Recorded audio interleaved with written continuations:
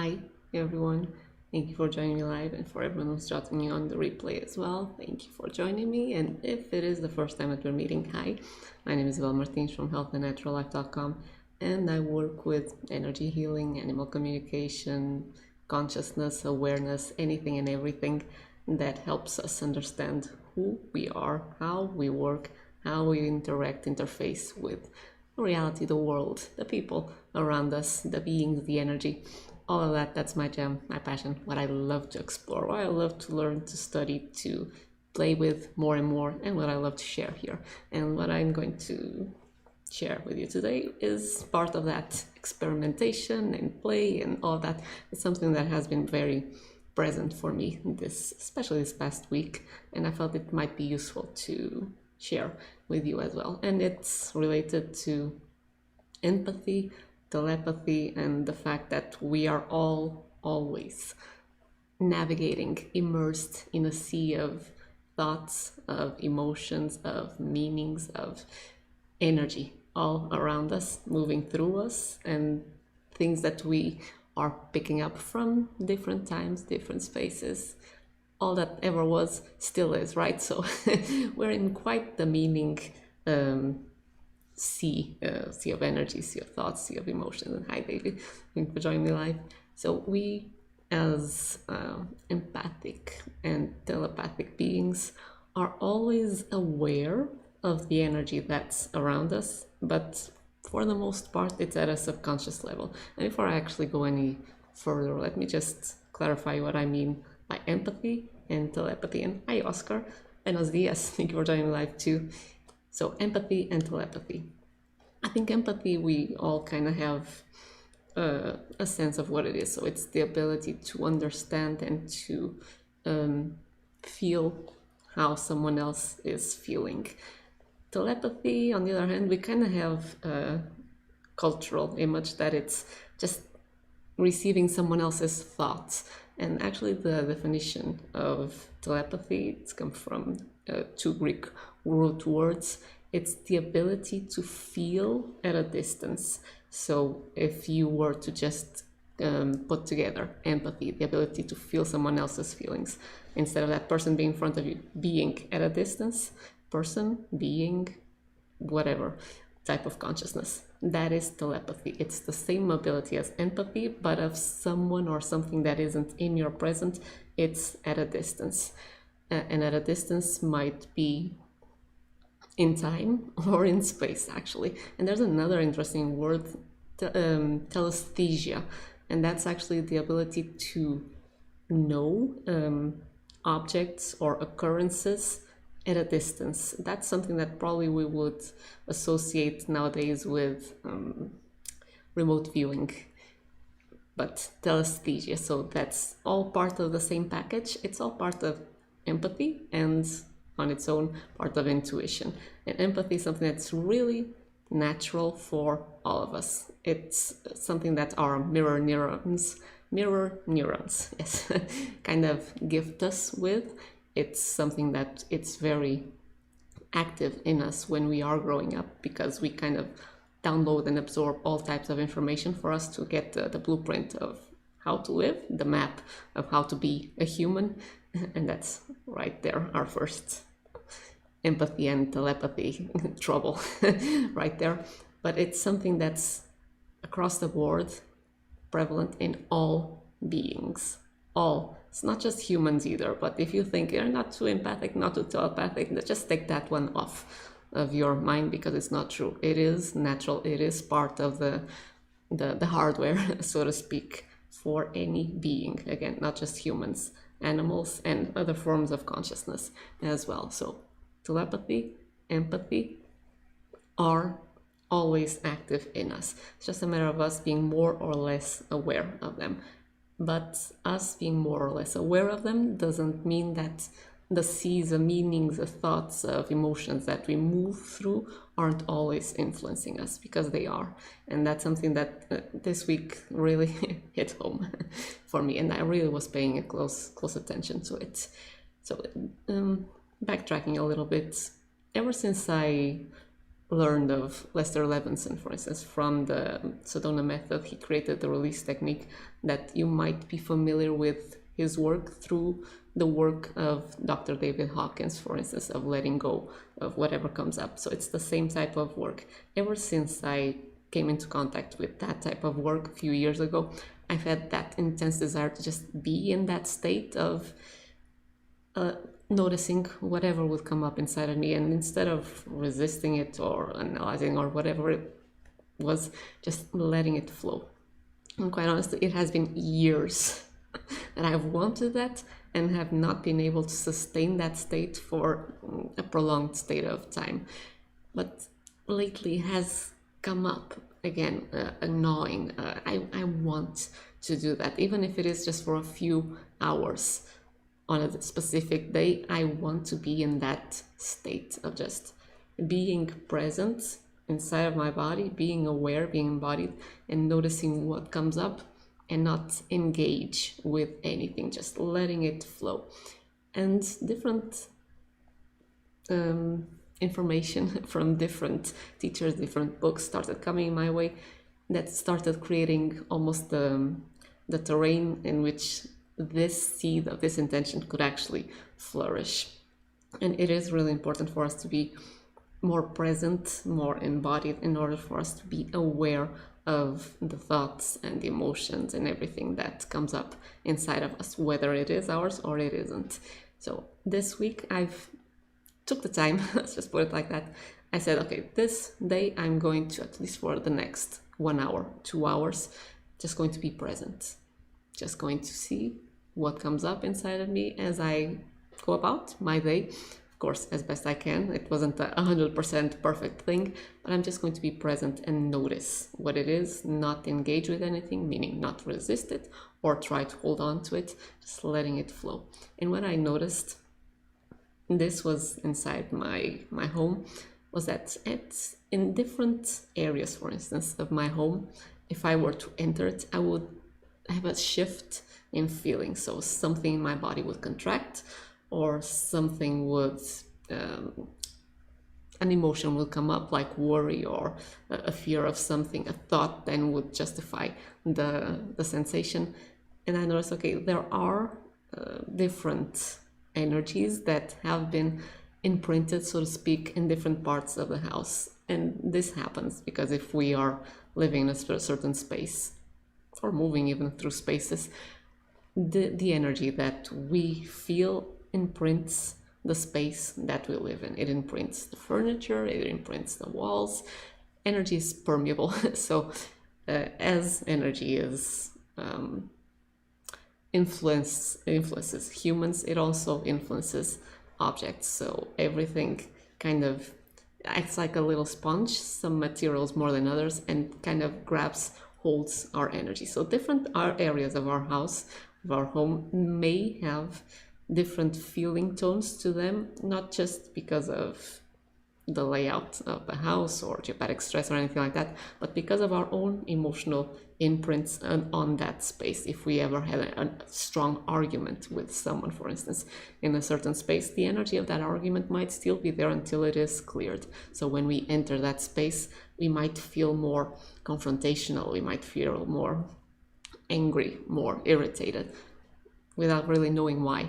And the trouble with that and not being aware of what is happening is that afterwards, after we actually hit that energy, it hits our resistance points and we start feeling that irritation, our rational mind starts thinking and starts trying to rationalize why we're feeling that way. And we start going, oh yeah, I'm feeling irritated because this person did this or this person is like that. So for instance, for me, it's fairly easy to, when I hear my neighbors just being loud, just let's put it like that, to just direct irritations because of what they're doing and this, that I'm feeling this way.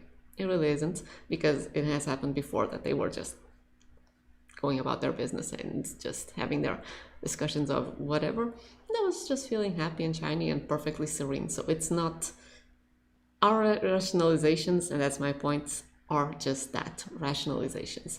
We feel something because something inside of us was hit by a certain frequency of thought or a certain frequency of an emotion. And as soon as we start feeling something, our rational mind kicks in and starts trying to find the why. Why am I feeling this way? Why am I feeling this way? Because of our conditioning of, if I understand where this is coming from, then I can fix it outside, not let it flow, not try to release it inside. No, I can fix it outside. It's because this thing isn't right, and I'm going to fix this thing so that then I can feel better inside. This happens with houses.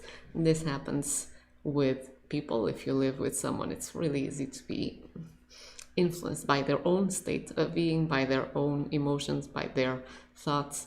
This happens outside as well when you're moving through people, through the world, especially in crowded places.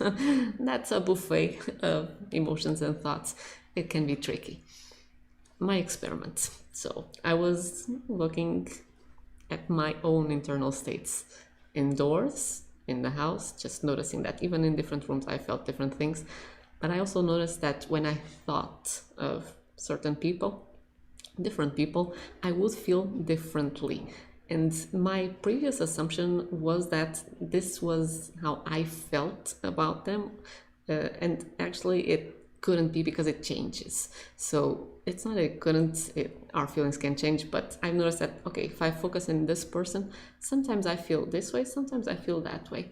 If I focus on another person and I know that they're feeling this way, I still am not feeling the same thing, but I'm triggering someone else, something else. Let me just be more clear in this.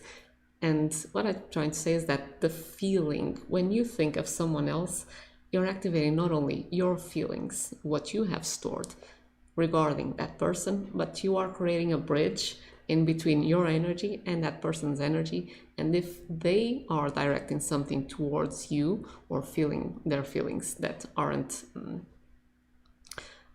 expressed, if they have something repressed, or on the positive side, if they are feeling something expansive towards you, you are receiving as well that feeling. So it's like making a phone call. It's not just you sending voice over, you're receiving voice as well. So when we think about someone, that's the telepathy right there. We download, so to speak, we create the link, the connection, and we start downloading feelings, and we start downloading thoughts as well, thought patterns. But it's usually more strong, the feeling message. So whatever it is that we're feeling, when we think about someone else, we need to be very aware of how we were feeling before we actually thought of that person, because the change is what's being apported by that other person. So it's not ours. We can allow it to flow if it's something that we enjoy. If we're feeling love, caring, when we think about that person, we can actually enjoy it, feel it, and increase it, let it flow towards them as well. So it creates almost like an upward moving spiral where you're just energizing, nourishing each other with that beautiful, loving feeling. If on the other hand, what you start feeling when you think about that person is worry, it's fear, it's anger, you know that first of all, if you weren't feeling that way, that's probably not yours. That's probably a state of being that they are experiencing, and you're tuning in and kind of downloading that information. So you can just let it flow, because it's not useful for you or for them. If you want, you can do a little bit of emotional mastery and start feeling something positive, start feeling compassion, and just send that compassion in their direction, and that will help them. It's like the blessings that we talked in a previous video a couple of months ago probably. It's like sending them a blessing. Even if you feel the worry, if you feel the anger, if you within yourself let those things go, let the tension that it creates in your body go, let it flow, relax, tune into yourself, tune into your core, and just start triggering a feeling of compassion or of appreciation, of caring, of love, something that feels expansive. That is a gift that you are sending in their direction. So it's the phone call, you're sending that message towards them. They don't have to accept it, but it will be there. And whenever they're not engaged actively in the mental pattern that's creating then the emotional worry or fear or whatever it is, they get the downloads and they receive a blessing from you. So this is the telepathy part. And this is a tricky one, especially when it comes to things that we have been resisting for lifetimes. Sometimes it's the understanding that none of it is actually ours. In our nature, in our truth, our responses to experience, and this is really any experience, are expansive. They're not contracting. So this is something that I got as well from, really got this past couple of weeks actually, from Orin's and Sanaya Roman's book called Personal Power Through Awareness, is that from the get-go, since we are little babies, we are downloading information that really isn't ours. It does not align, a lot of it, with our truth.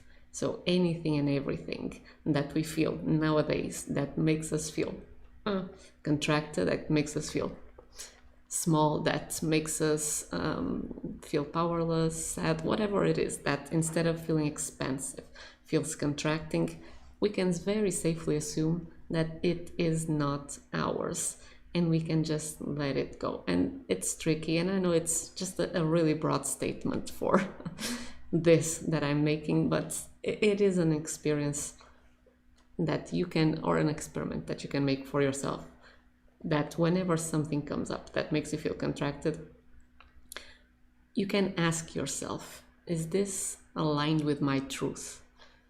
If it is, you will feel peaceful. And it's an experience that you're just having, and that's okay. You'll move through it, don't resist it, and the energy will continue to flow. But if you ask, okay, so is this aligned with my truth? And you still feel that, no, it's a sort of a contracting response, as in no. You can then know, your internal knowing. Okay, so this is not aligned with my truth. It just means that it's a thought, a pattern that I picked up from whomever along the way in my life, sometimes even karmic. So we picked up stuff from other lifetimes. It doesn't matter. It still isn't us. It isn't ours. It isn't aligned with our truth. So we have a choice in each and every of these moments. It's not an easy choice. I'm just saying things, but I know how hard this can be when a pattern of ours gets triggered that we have practiced for a very long time, and there might actually be a feeling of, no, this is the way that it should be. I'm feeling righteous, so to speak, about something. It can be tricky to, okay, no, this isn't mine, this isn't aligned with my truth, I'm just letting it all flow.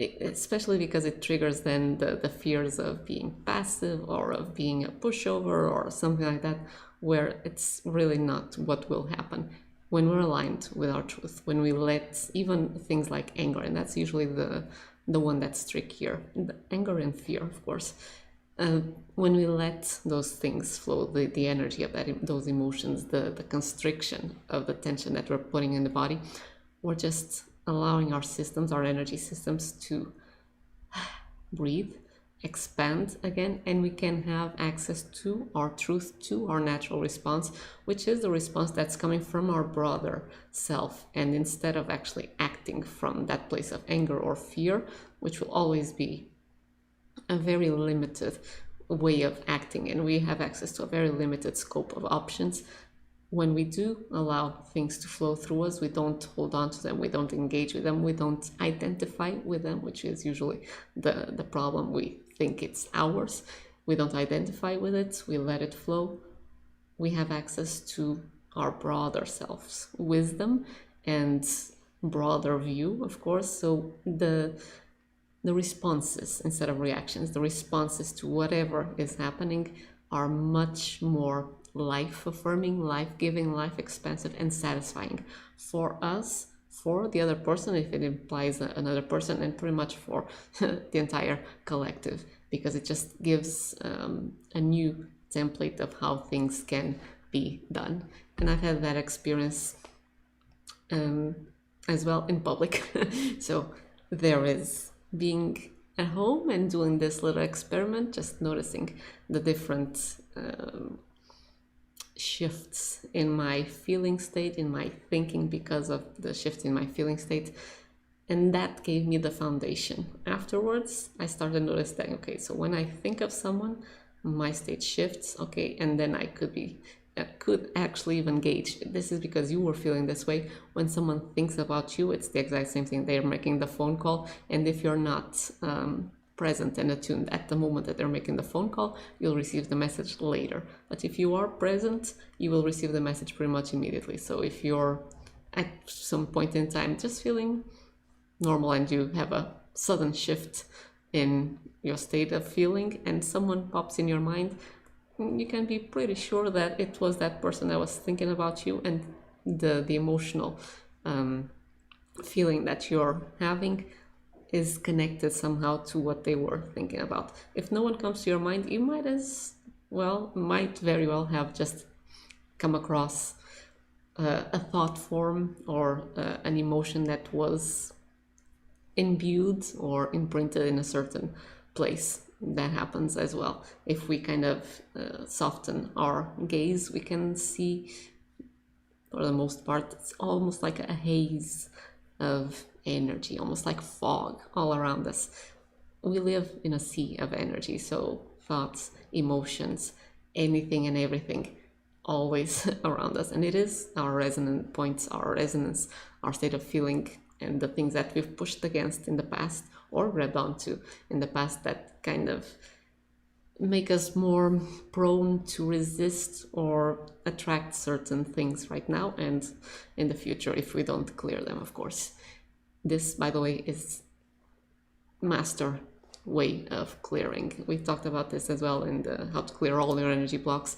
Noticing how you're feeling, relaxing, relaxing, relaxing, letting the energy flow. This will clear those sticking points, those little resonant antennas that you have in your energy field. And even if you move through a really heavy environment, energetically, emotionally, if you don't have resonance with those things, if you don't have points in your past that you've pushed against or that you grabbed onto and they're still there, if you don't have those sticking points, you'll just notice what's there and move on as if there's nothing. You become transparent to those types of energies and they become transparent to you. You can move through them and you won't really notice anything because you don't have any sticking points anymore. So this, letting it all flow, brilliant clearing, healing, life expanding tool for you to have. And I was saying, after this, I actually did the experiment outside. So I remember driving towards my parents' house. I was driving and just feeling happy, shiny, peaceful, present. And a car, actually, it's not a very busy road, the one that I was driving in, and the car moved past me in the other direction. And immediately I felt my body go like this. It just tensed up. And it isn't an unusual feeling for me because of OCD and of tightening against everything and anything. I'm kind of numb almost to a degree to tightening up. But because of this type of exercise and awareness, I'm much more aware of it and much faster, much quicker to release it. I noticed it. What was this? And I was trying to feel, okay, so my mind kicked in immediately, trying to rationalize. So am I trying to be a certain way? Am I projecting that I'll be angry when I get there? What's this about? And then it just kicked in. Oh, no. This happened when that car actually moved past me. So I was already in rationalization mode when I caught myself. And I asked, okay, so is this mine? It immediately moved. Nope. This was the other lovely being that was driving that car that for whatever reason was tight, was kind of frustrated or a little bit irritated, angry. And I just moved through that field of energy. And because it isn't an unfamiliar field for me, let's just put it like that, I held on to it. And at that moment as well, when I was feeling that, my mind just downloaded this question, and I know that this came from a broader level. It was okay, so do you want to keep it? And that kind of startled me. Do I want to keep it? No, I don't want to keep it. I was still feeling the irritation, so slight, not as much because a lot of it already had disappeared, but my mind was still kind of going, again, because of the proclivity from my past of being used to being irritated and angry, still going a little bit in the background of trying to find things to be irritated about or to be aware of possible irritations. So that question just came in. Do you want to keep it? No, don't want to keep it. Okay, so just completely relax and let it go. And that just really cleared, or I don't want to use the word crystallized or cemented, which was the first one that came through.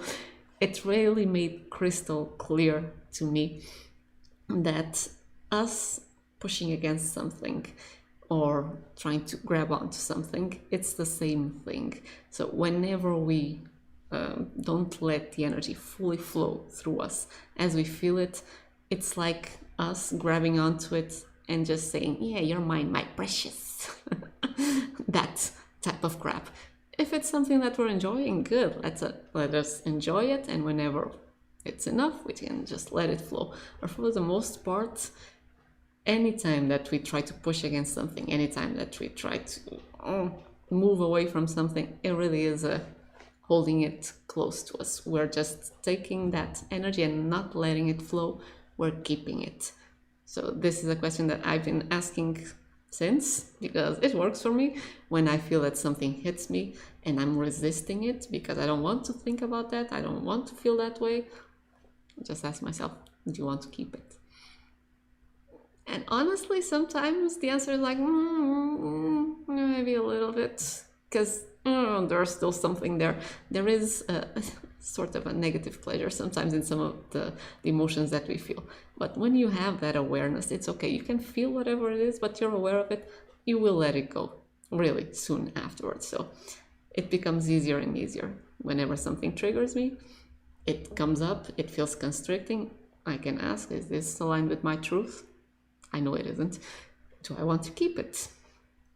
For the most part, it's a no. Completely relax. Let the energy flow. Focus on my core, breathe through it.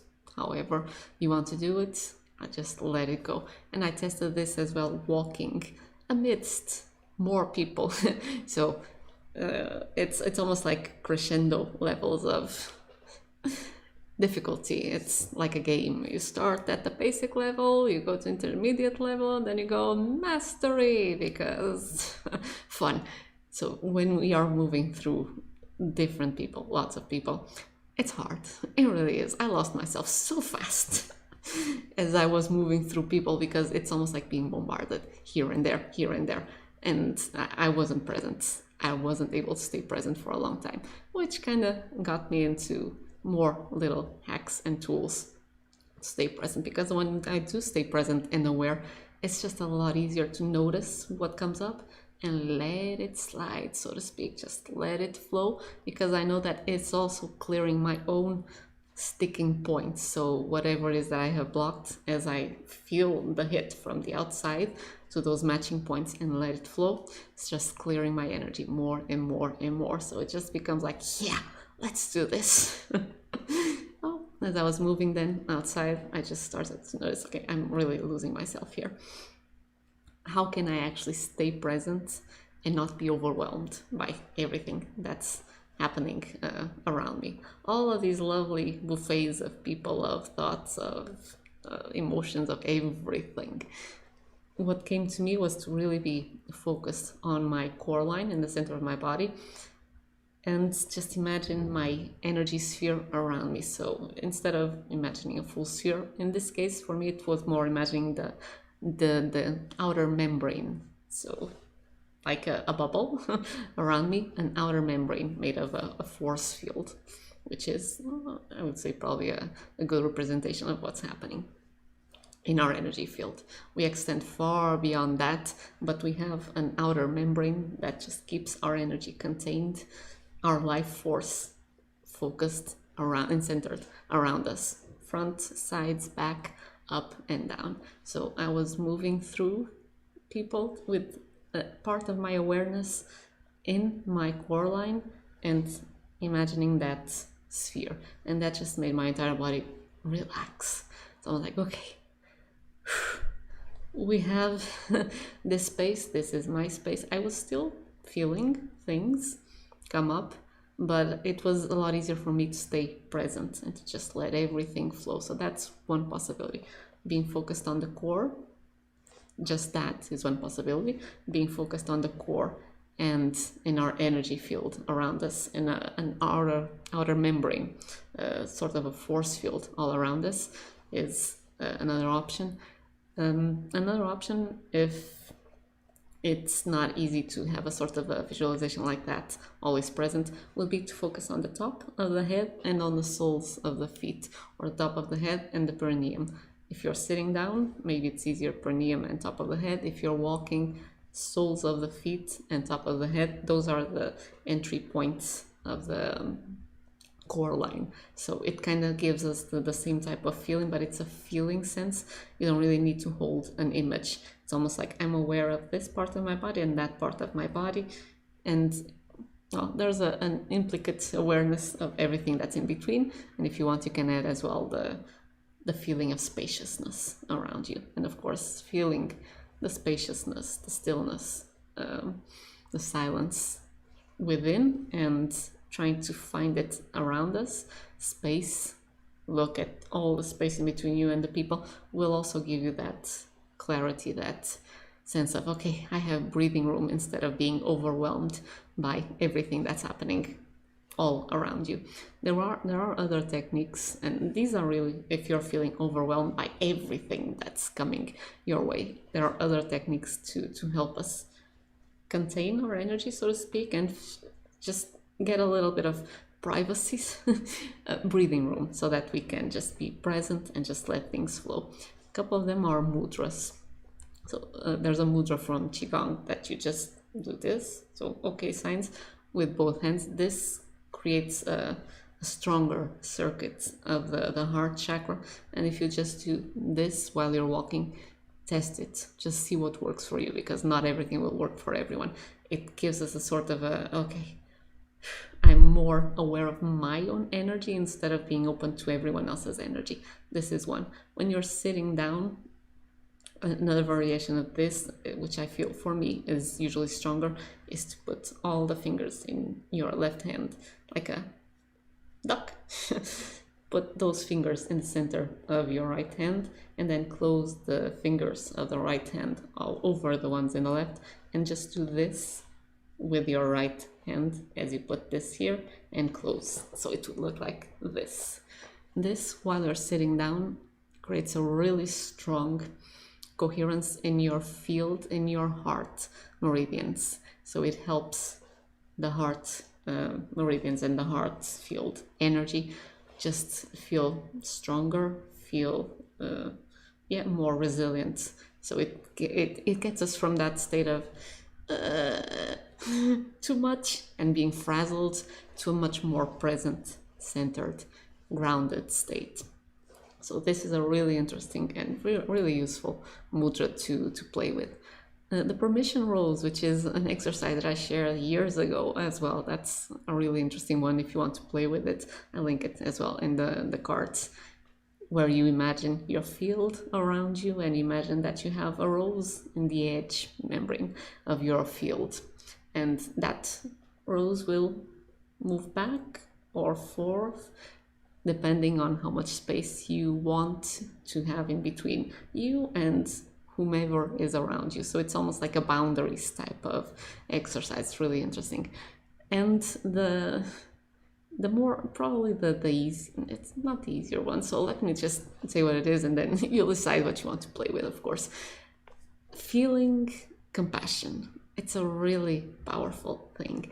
And compassion is the first one that actually comes to my mind, but any feeling that feels expansive to you is one of the most useful things and the most protective things, let's put it like that, that you can do, that you can trigger if you're feeling overwhelmed by too much input all around you, because it kind of flips the direction of energy. When we're feeling overwhelmed, that just means that we are taking in energy from all around us. We're taking in, taking in, taking in, taking in.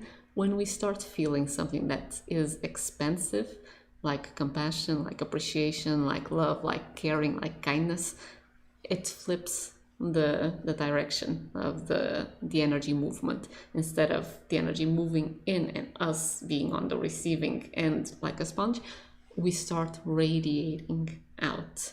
So you start feeling compassion, you're not paying attention, or you're not being dominated by all the reception. It's almost like being first on the bottom of a waterfall, and you're just receiving everything and being pounded sometimes by too much information, or just being yourself, I'll have to change metaphors here, being the sun and radiating out. You're still receiving energy, but you're radiating out. So compassion, love, appreciation, anything that feels expansive is probably one of the most effective tools that we can have to shift the feeling of overwhelm, of being too influenced by other people's thoughts and emotional states. Hi, Roller. Thank you for joining me live too. And it just shifts the flow of energy from us receiving and having to deal with something to us actually having mastery of our energy, of our thoughts, of our emotions, deciding on what we want to feel, and we can start beaming, radiating. Not deliberately, we're not beaming, radiating anything deliberately, but anytime that we feel something expansive, like compassion, like love, like appreciation, very naturally the flow of our energy starts radiating out. And you can choose in the middle of a lot of people, let's say a shopping center at this point in time. They're not open even here, but if you are in the middle of a lot of people, or even just moving in the streets, and you're feeling something constricting, like it's a place that's intensely charged, just bring your awareness inside, and you can just trigger, okay, I want to feel, let's say, compassion, but I'm not really feeling compassion for any of you. This happens. I'm going to feel compassion for myself, for being empathic, for the loving creature, loving being that I am. Just start feeling compassion for your own self or for someone around you. Just, it doesn't matter.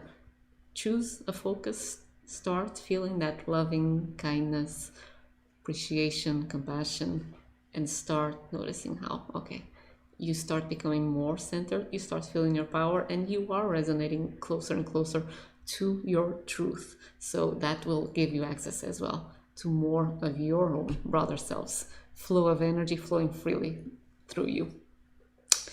And I think that's what I wanted to share. There's so much more to be said about this, but the main point that I did want to make here is that anything and everything that comes our way, that feels constricting, that is triggered inside of us, that feels constricting, is not our truth.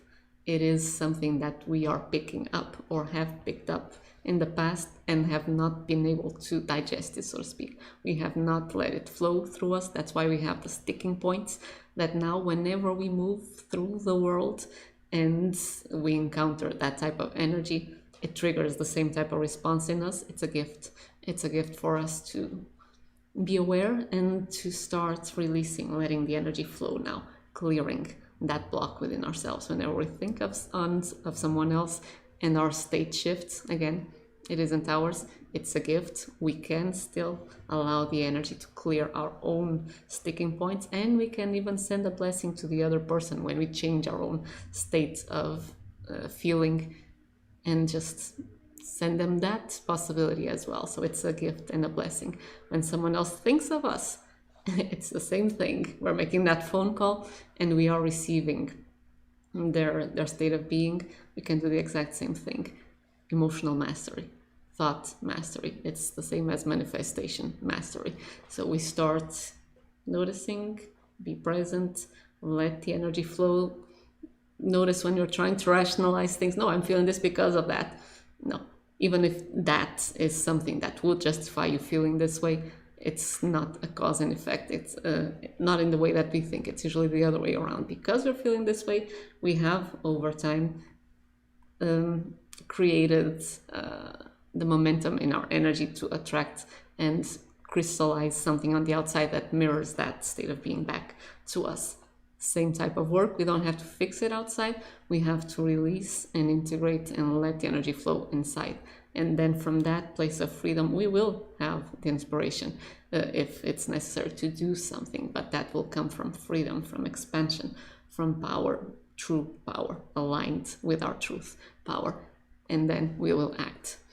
If we are in the middle of the world, compassion, love, being present in our core, all of these are tools that allow us to be empathic, because it's it really is a beautiful thing. It adds a richness to life when you're aware of your empathy and telepathy, just a richness, a depth of a connection that it is precious. It's just us having tools to navigate the sea of meanings and of thoughts and of emotions around us. When we have the tools, we can then enjoy the best of all worlds. I hope this was useful. I hope this was clear as well. Do let me know if you have any questions as well. Like, share, comment on the video. Just do what you feel inspired. Thank you for watching. Thank you for joining me live, and I'll see you on the next video.